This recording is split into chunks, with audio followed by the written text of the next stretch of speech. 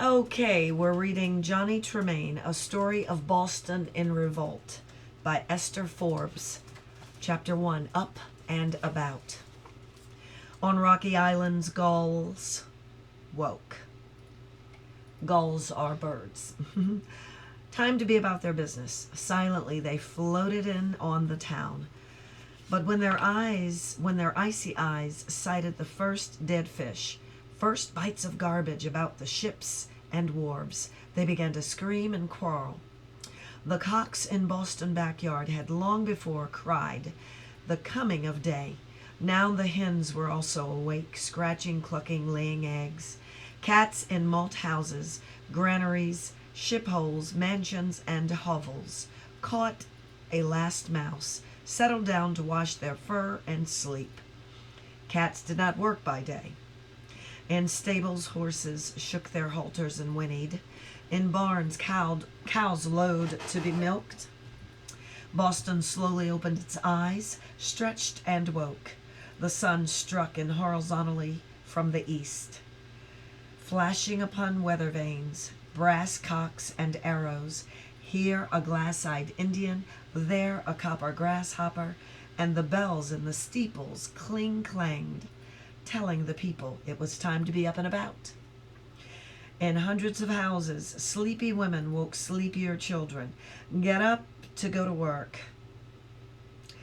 Ephraim, get up to the pump.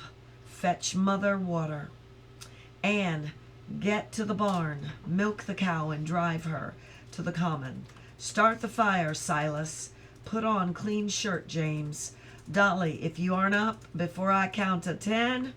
And so, in a crooked little house at the head of Hancock's Wharf on crowded Fish Street, Mrs. Lapham stood at the foot of a ladder leading to the attic where her father-in-law's apprentices slept. These boys were luckier than most apprentices. Their master was too feeble to climb ladders, the middle-aged mistress too stout. It was only her bellows that could penetrate to their quarters, not her heavy hands. Boys? No answer. Dove?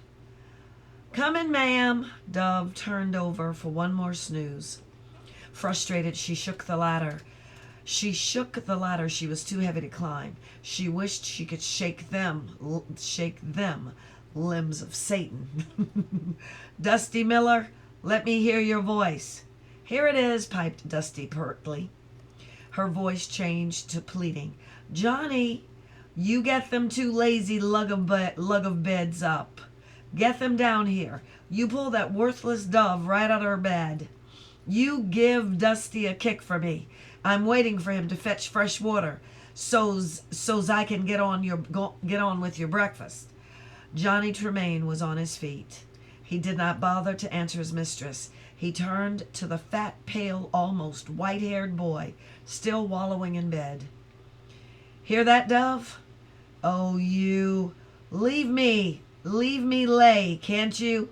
Grumbling, he swung his legs out of bed. The three boys shared. Johnny was already in his leather breeches, pulling on his coarse shirt, tucking in the tails. He was a rather skinny boy, neither large nor small for 14. He had a thin, sleep-flushed face, light eyes, a wry mouth, and fair, lank hair. Although 2 years younger than the Swinish Dove, inches shorter, pounds lighter. Although 2 years younger, the Swinish Dove, inches shorter, pounds lighter. He knew, and old Mr. Lapham knew, busy Mrs. Lapham and her 4 daughters, and Dove and Dusty also knew that Johnny Tremain was boss of the attic and almost of the house. Dusty Miller was 11. It was easy for Johnny to say, "Look sharp, Dusty," and little Dusty looked sharp. But Dove, her first name, had long ago been forgotten, hated the way the younger apprentice lorded it over him, telling him when to go to bed, when to get up, criticizing his work in the silversmith shop as though he were already a master smith. Hadn't he been working 4 years for Mr. for Mr. Lapham and Johnny only 2? Why did the boy have to be so infernally smart with his hands and his tongue? Look here, Johnny, I'm not getting up 'cause you're telling me to. I'm getting up 'cause Mrs. Lapham tells me to. All right, said Johnny blandly, just so you're up. There was only one window in the attic. Johnny always stood before it as he dressed. He liked his view down the length of Hancock's Wharf, counting houses, shops, stores, sail lofts, and one great ship after another. Home again after their voyages, content as cows waiting to be milked. He watched the gulls, so fierce and beautiful, fighting and screaming among the ships. Beyond the wharf was the sea and the rocky islands where gulls nested. He knew to the fraction of a moment how long it would take the 2 other boys to get into their clothes. Swinging about, he leaped for the head of the ladder, hardly looking where he went. One of Dove's big feet got there first. Johnny stumbled, caught himself, and swung silently about at Dove. Gosh, Johnny, I'm sorry, snickered Dove. Sorry, eh? You're going to be a lot sorrier. I just didn't notice. You do that again and I'll beat you up again, you overgrown pig of a house.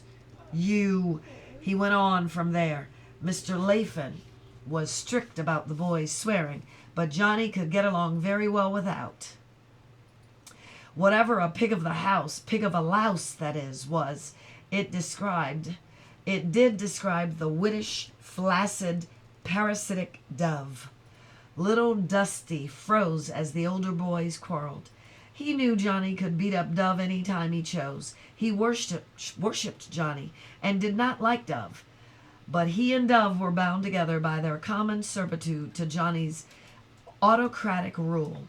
Half of Dusty sympathized with one boy, half of him with the other. In this quarrel, it seemed to him that everybody liked Johnny, old Mr. Lapham, because he was so clever at his work. Miss Lapham because he was reliable. The 4 Lapham girls because he sassed them so, and then grinned. Most of the boys in the other shops around Hancock's Wharf liked Johnny, although some of them fought him on sight. Only Dove hated him. Sometimes he would get Dusty in the corner, tell him in a hoarse whisper how he was going to get a pair of scissors and cut out Johnny Tremain's heart. But he never dared do more than trip him and then whine out of it. Hold on one second, because I thought that Dove must have been a girl. I saw hers, or at least I said hers, but it looks like Dove is a boy. Okay. Someday, said Johnny, his good nature restored, I'll kill you, Dove. In the meantime, you have your uses. You get out the buckets and run to North Square and fetch back drinking water. The Laphams were on the edge of the sea. Their well was brackish. Look here, Mrs. Lapham said Dusty was to go and get along with you. Don't you go arguing with me. Get along with you. Fetching water, sweeping, helping in the kitchen, tending the annealing furnace in the shop were the unskilled work of the boys did. Already Johnny was so useful at his bench. He could never be spared for such labor. It was over a year since he'd carried charcoal or a bucket of water, touched a broom, or helped Mrs. Lapham brew ale. His ability made him semi-sacred. He knew his power and reveled in it. He could have easily made friends with the stupid Dove, for Dove was lonely and admired Johnny as well as envied him. Johnny preferred to bully him. Johnny, followed by his subdued slaves, slipped down the ladder with an easy flop. To his left was Mr. Lapham's bedroom. The door was closed. Old Master did not go to work these days until after breakfast. Starting the boys off, getting things going, he left to his bustling daughter-in-law. Johnny knew the old man, whom he liked, was already up and dressed. He took this time every day to read the Bible. To his right, the only other bedroom was open. It was here Mrs. Lapham slept with her 4 poor fatherless girls, as she called them. The 2 biggest and most capable were already in the kitchen helping their mother. Cilla, Cilla, was sitting on the edge of one of the unmade beds, brushing Isana's hair. Isana, Isannah. It was wonderful hair, seemingly spun out of gold. It was the most wonderful thing in the whole house.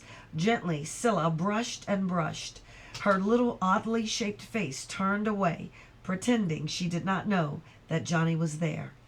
He knew neither Cilla nor Isana would politely wish him the conventional good morning. He was lingering for his morning insult. Cilla never lifted her eyes as she put down her brush and very deliberately picked up a hair ribbon. The Laphams couldn't afford such luxuries, but somehow Cilla always managed to keep her little sister in hair ribbons. Very carefully she began to tie the child's halo of pale curls. Pale curls. She spoke to Isana in so low a voice it was almost a whisper. "There goes that wonderful Johnny Tremain." Isana took her cue, already so excited she was jumping up and down. "Johnny worth his weight in gold, Tremain. If you don't think he's wonderful, ask him, Isana." "Oh, just how wonderful are you, Johnny?" Johnny said nothing, stood there and grinned. The 2 youngest Laphams were always insulting him, not only about how smart he was, but how smart he thought he was. He didn't care. Even every now and then, they would say something that irritated him, and then together they would shout, "Johnny's mad!" As an apprentice, he was little more than a slave until he had served his master 7 years. He had no wages. The very clothes upon his back belonged to his master, but he did not, as he himself said, take much. There were only 4 real rooms in the Lapham house, the 2 bedrooms on the 2nd floor, the kitchen and the workshop on the 1st. Johnny paused in the lower entry. In the kitchen he could see his formidable mistress bent doubled over the hearth. Madge, in time, would look like her mother, but at 18 she was handsome in a coarse-grinned, rare-faced, thick-waisted way. Madge, Madge. Dorcas, Dorcas. Dorcas was 16, built like Madge, but not so loud-voiced, nor as roughly good-natured. Poor Dorcas thirsted for elegance. She would rub flour on her face, trying to look pale, like the fashionable ladies she saw on the street. She wore her clothes so tight, hoping to look ethereal. She looked apoplectic. Apoplectic. Apoplectic.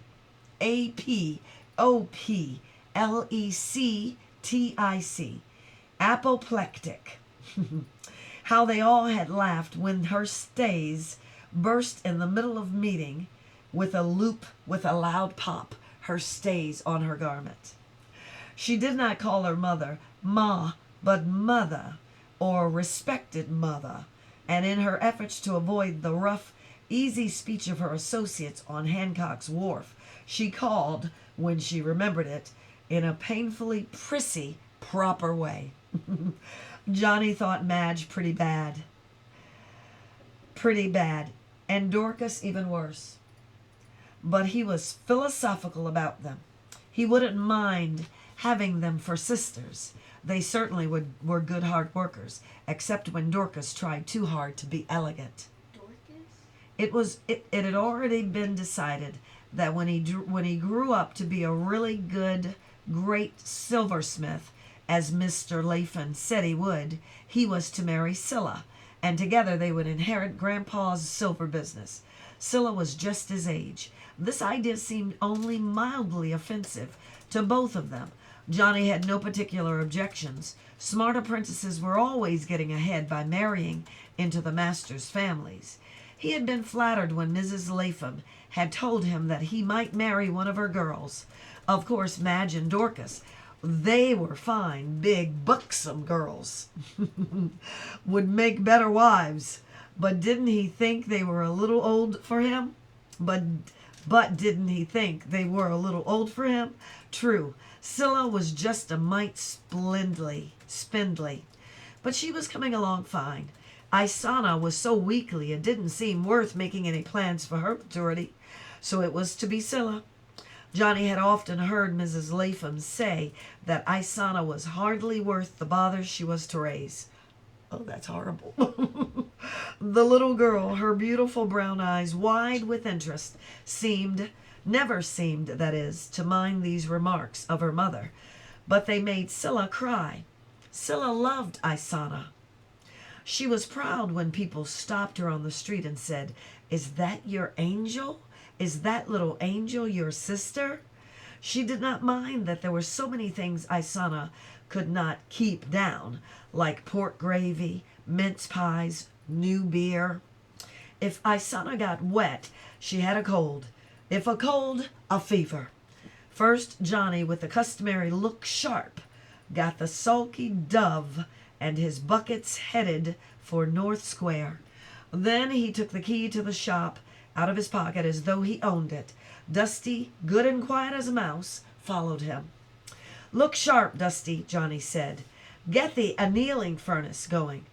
Get to the coal house. Fetch in charcoal. You'll have to do it by yourself. I want to get this buckle mended before breakfast."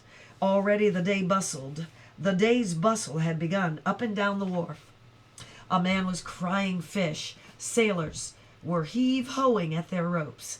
A woman was yelling that her son had fallen into the water. A parrot said distinctly, "King Hancock." Johnny could smell hemp and spices, tar and salt water, the sun drying fish. He liked his wharf. He sat at his own bench. Before him the innumerable tools of his trade. The tools fitted into his strong, thin hands. His hands fitted into the tools. Mr. Lapham was always telling him to give God thanks, who had seen fit to make him so good an artisan, not to take it out and lording it over the other boys. That was one of the things Johnny did not let bother him much. Dove came back, his thick lower lip thrust out. The water had slooped or slopped over his breeches, down his legs. Mrs. Lapham does not want you in the kitchen." Johnny did not even look up from his buckle. "No." "Well then, the spoon you finished yesterday afternoon has to be melted down, made over. You beat it to the wrong gauge." "Did Mr. Lapham say 'twas wrong?" "No, but it is. It is supposed to match the spoon. Look at it." Dove looked. There was no argument. "So get out a crucible. Soon as Dusty's got the furnace going, you melt it down and try again." "I'd like to get you a crucible," thought Dove, "and melt you down. I'll beat you to the proper gauge. 2 years younger than me, and look at him." It was Isana who ran in to tell them that Grandpa was in his chair and breakfast was on the table. The soft brown eyes combined oddly with the flying fair hair. She did look rather like an angel, Johnny thought, just as people were always telling Scylla on the street, and so graceful. She seemed to float about rather than run. No one to see her would ever guess the number of things she couldn't keep down. This is the finish of Chapter 1, Part 1.